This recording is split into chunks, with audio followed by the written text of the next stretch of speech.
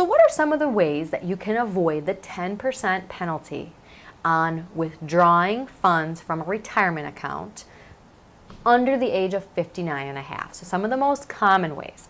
If you're paying for higher education expenses, that's an easy one. If you're going towards, a PhD, for instance, or a master's degree, you can help to pay for those expenses with your IRA money without paying the 10% penalty.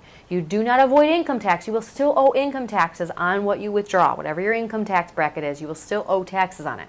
But you won't just be penalized 10% right off the top. Also, medical bills over 10% of your adjusted gross income. So anything that was not reimbursed to you by an insurance company that you had to pay out of pocket, that's over 10% of your adjusted gross income, which can be a pretty hefty number. So that's a lot of medical expenses, but it's something at least that you know would waive the 10% penalty if you had to withdraw IRA money to pay for those medical expenses above and beyond 10% of your adjusted gross income. Also, if you get divorced and you have a qualified domestic relations order, it's a court-ordered document in a divorce that orders someone to split up their retirement account.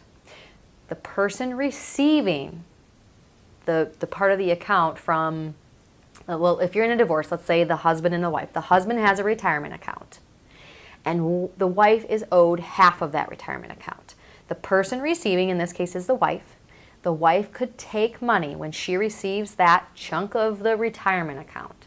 She could take money one time when the qualified domestic relations order is issued and moved into her name. She can one time take money and avoid the 10% penalty due to her quadro, as we call them, the qualified domestic relations order in a divorce. Also, there is a regulation in the IRS called the 72T. This is where you set up equal recurring payments every month. They have to be systematic. They have to be regular. And it's a calculation, a complicated calculation. The IRS gives you 3 different options of how to calculate the payment, but it has to fall under this reg of 72T of substantially equal payments over time, and that will allow you to waive the 10% penalty. Obviously, that's not in the case if you want $50,000 to buy your pool. That's not a substantially equal payment over time. That won't work under 72T, but it is an option to you to waive the 10% penalty. Finally, first-time home buyers. So first-time home buyers up to $10,000. So up to $10,000 out of your IRA. Not where the penalty would be $10,000, but up to $10,000 withdrawal from your IRA for a first-time home buyer can help waive the 10% IRS penalty.